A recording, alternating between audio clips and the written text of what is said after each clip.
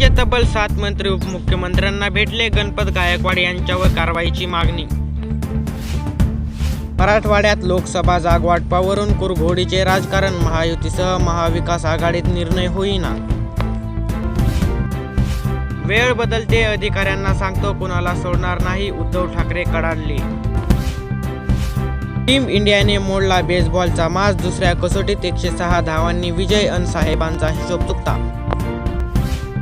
ओबीसींच्या आरक्षणाला कोणीही धक्का लावू शकत नाही, देवेंद्र फडणवीसांची ग्वाही. आत्ताचे दादा आणि पूर्वीचे दादा फार वेगळे आहेत, रोहित पवार यांची अजितदादांवर टीका.